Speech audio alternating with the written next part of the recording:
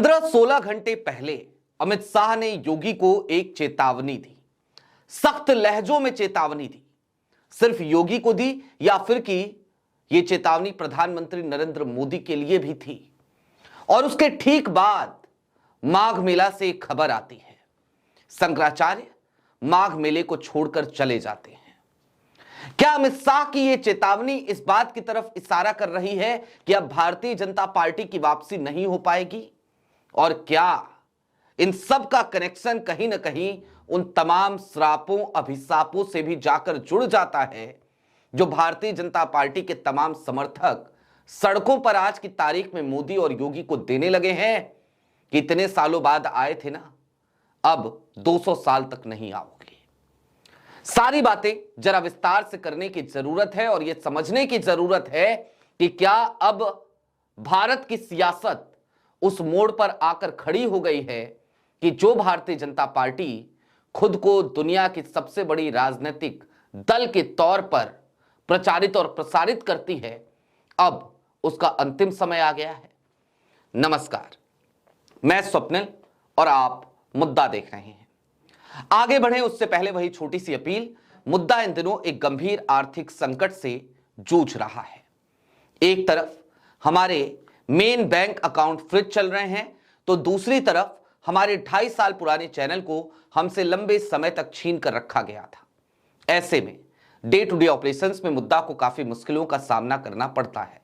लिहाजा आपसे गुजारिश है, यदि आप चाहें, यदि आपको मुद्दा की बेबाकी पसंद हो और आप चाहते हो कि अनवरत जारी रहे, तो छोटी छोटी मदद अपने स्क्रीन पर दिख रहे क्यूआर कोड या फिर के नीचे दिख रहे यूपीआई नंबर के जरिए जरूर कीजिएगा।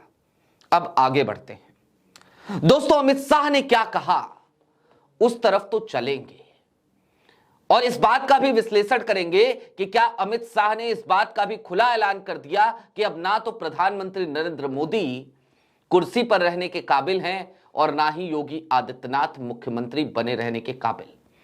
क्या अब प्रधानमंत्री नरेंद्र मोदी को अमित शाह ने गुजरात जाने का और योगी आदित्यनाथ को अमित शाह ने गोरखपुर जाने का इशारा कर दिया है? लेकिन उससे पहले आपकी स्क्रीन पर एक खबर है, इस खबर को जरा गौर से देखिए। भारी मन से प्रयाग से लौटना पड़ रहा, न्याय का इंतजार, अविमुक्तेश्वरानंद का धरना होगा खत्म, क्यों लिया यह फैसला? शंकराचार्य विवाद बीते कुछ दिनों से लगातार इस देश में खलबली मची हुई है।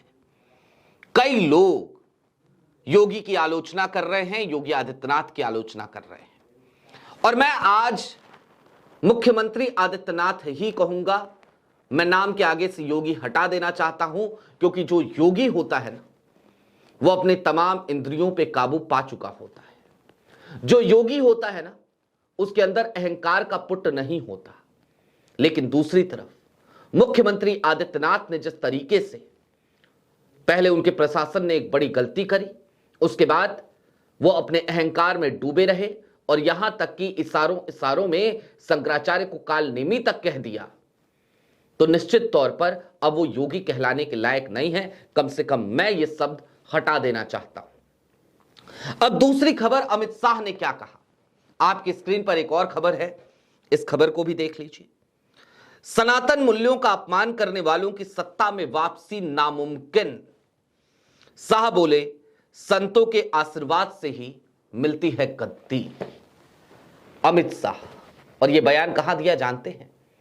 अमित शाह गुजरात में थे, अपने गढ़ गुजरात में, मोदी के गढ़ गुजरात में, और वहां पर इस बात का ऐलान कर रहे थे, ऐलानिया तौर पर बोल रहे थे कि यदि संतों का अपमान करोगे ना, सनातन मूल्यों का अपमान करोगे ना, तो फिर सत्ता में बने नहीं रह पाओगे, सत्ता में वापसी नहीं होगी। अब वापसी होगी या नहीं होगी, इसमें अभी लंबा समय है। कितना समय है? उत्तर प्रदेश के चुनाव 2027 में होंगे और देश में लोकसभा चुनाव 2029 में होंगे। सत्ता में वापसी होगी कि नहीं होगी, योगी आदित्यनाथ की और प्रधानमंत्री नरेंद्र मोदी की? योगी जी के लिए 2 साल और अभी प्रधानमंत्री नरेंद्र मोदी के लिए भी हमें लगभग 3 साल का इंतजार करना पड़ेगा। लेकिन इन सब के बीच अमित शाह के ये कहने का मतलब क्या है, किस तरफ इशारा कर रहे थे वो, अब जरा उस विश्लेषण की तरफ चलते हैं। दोस्तों, राजनीति का एक अदना सा विद्यार्थी होने के नाते और भारतीय जनता पार्टी की राजनीति को इतने समय से देखने के वास्ते यह बात कहने में मुझे कोई दो राय नहीं कि आज की तारीख में भारतीय जनता पार्टी और मोदी सरकार दोनों को कोई संचालित कर रहा है तो वो नाम है देश के गृह मंत्री अमित शाह का। प्रधानमंत्री नरेंद्र मोदी एक चेहरा जरूर है, एक नकाब जरूर है, लेकिन उनके पीछे पूरी तरीके से अगर कोई खड़ा है, कोई किंग मेकर है, कोई लगातार काम करता है, कोई लगातार पूरे दिन 24 घंटे दिनों रात भारतीय जनता पार्टी के लिए एक किए रहता है, तो उस शख्स का नाम है अमित शाह। और अमित शाह ने जो बातें कही हैं, ये बातें निश्चित तौर पर भारतीय जनता पार्टी के भीतर एक बड़ा भूचाल लाने का संकेत है। क्यों है, जरा उसको समझिए। सत्ता में वापसी करनी है 2027 में भी 2029 में भी। अमित शाह बतौर भारतीय जनता पार्टी के एक समर्पित कार्यकर्ता और मोदी सरकार में बतौर गृह मंत्री निश्चित तौर पर यही चाहते होंगे। और ऐसे में वो किससे इशारा कर रहे हैं, क्योंकि सनातन का अपमान किया तो किसने किया? योगी आदित्यनाथ ने किया। और कैसे किया, ये बात किसी से छिपी नहीं है। और उसके बाद मोदी जी ने क्या किया, एक शब्द प्रधानमंत्री नरेंद्र मोदी ने अब तक नहीं कहा है। भारतीय जनता पार्टी के तमाम नेताओं के बयान आ गए, योगी आदित्यनाथ के खिलाफ आ गए, उमा भारती तक बोल पड़ी। भारतीय जनता पार्टी के चरण चुंबक बन चुके स्वघोषित राष्ट्र कवि कुमार विश्वास तक बोल पड़े। उसके बावजूद प्रधानमंत्री नरेंद्र मोदी ने एक शब्द कहना जरूरी नहीं समझा। उनके चुप्पी सबको खल रही है। और इन सब के बीच अमित शाह के एक लाडले हैं, उत्तर प्रदेश के उप मुख्यमंत्री केशव प्रसाद मौर्य। उन्होंने बार बार माफी मांगी, उन्होंने बार बार शंकराचार्य से अनुग्रह किया, विनय किया, कहा कि जाइए जाकर डुबकी लगा लीजिए। और इन सब के बीच अचानक से उनका जब गाजियाबाद के बाद प्रयागराज का वो कार्यक्रम बना और उस कार्यक्रम से शंकराचार्य के पास जाने का उनका कार्यक्रम था, वो कार्यक्रम रद्द हो गया। तो आज की तारीख में अमित शाह के इस बयान से उस कार्यक्रम के रद्द होने को जोड़कर देखा जाना चाहिए, क्योंकि वो लाडले अमित शाह के हैं, वो बातें अमित शाह की मानते हैं, उनके पास संदेशा अमित शाह का आता है और वो उतना ही करते हैं जितना अमित शाह कहते हैं। अमित शाह कहते कि जाइए प्रयागराज तो वो चले जाते हैं।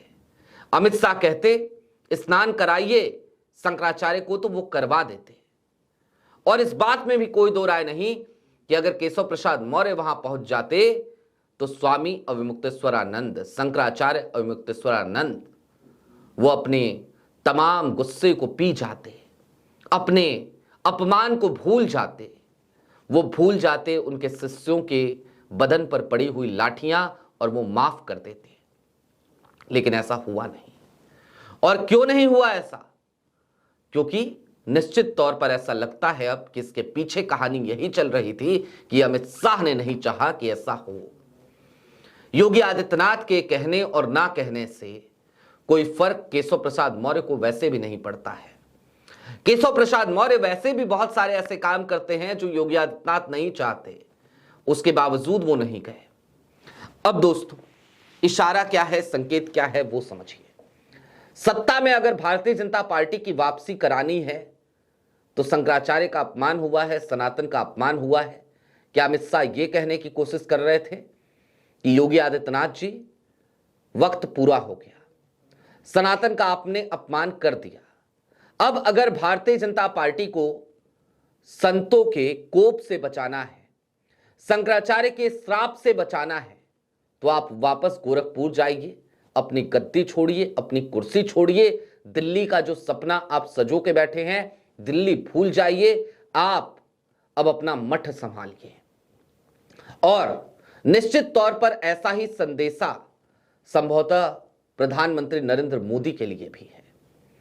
क्योंकि ये संयोग या प्रयोग आप खुद देखिए कैसे हो सकता है कि शंकराचार्य का एक तरफ अपमान हो रहा है उत्तर प्रदेश में और दूसरी तरफ पूरे देश में यूजीसी के नाम पर जो कोर वोटर बैंक है, खास तौर पे वो तमाम कम्युनिटीज जो आज की तारीख में ये कही जाती हैं कि भाई भारतीय जनता पार्टी की गुलाम बनकर रह गई हैं, वो तमाम कम्युनिटीज आज की तारीख में भारतीय जनता पार्टी के खिलाफ, प्रधानमंत्री नरेंद्र मोदी के खिलाफ, योगी आदित्यनाथ के खिलाफ सड़कों पे उतरी हुई हैं।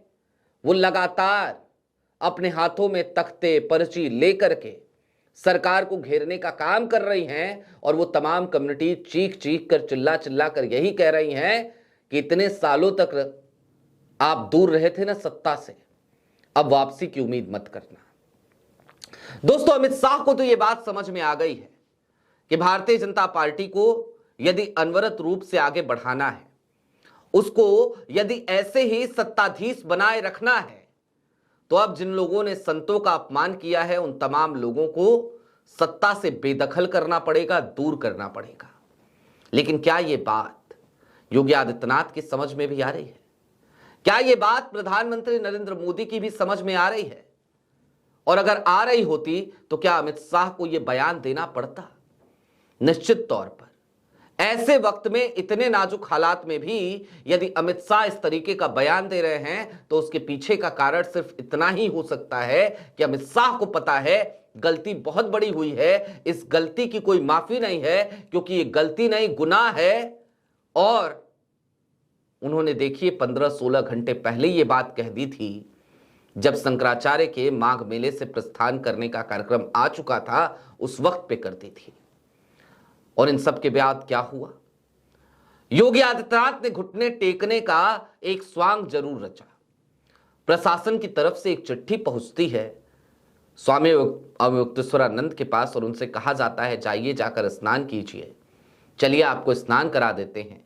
लेकिन स्वामी अवमुक्तेश्वरानंद ने उस प्रस्ताव को ठुकरा दिया, उस चिट्ठी को ठुकरा दिया और वो कुपित होकर, दुखी होकर वहां से चले गए, काशी के लिए प्रस्थान कर गए। 2 स्नान वैसे भी वो नहीं कर पाए थे, एक मौनी अमावस्या का, एक बसंत पंचमी का। लेकिन अभी 2 स्नान और बाकी थे, 18 दिन अभी माघ मेले के और बाकी थे। और इन सब के बीच शंकराचार्य ने स्नान किए बिना ही प्रयागराज से प्रस्थान करना ज्यादा जरूरी समझा। और निश्चित तौर पर उनका श्राप आज की तारीख में योगी के लिए भी है, मोदी के लिए भी है। और अमित शाह शायद इस बात को बखूबी समझते हैं। लिहाजा निश्चित तौर पर अगर सत्ता में बनाए रखना है भाजपा को, तो अमित शाह यही चाह रहे हैं कि अब मोदी जी जाएं गुजरात, योगी जी जाएं गोरखपुर। आपकी क्या राय है? कमेंट बॉक्स में हमें जरूर बताइएगा। अभी के लिए दीजिए इजाजत। चलते चलते फिर वही अपील, चैनल पर नए हो तो सब्सक्राइब करते हुए जाइएगा। सक्षम हो तो मुद्दा इस वक्त एक मुश्किल हालात से गुजर रहा है, उसकी छोटी छोटी मदद जरूर कीजिएगा। बहुत शुक्रिया।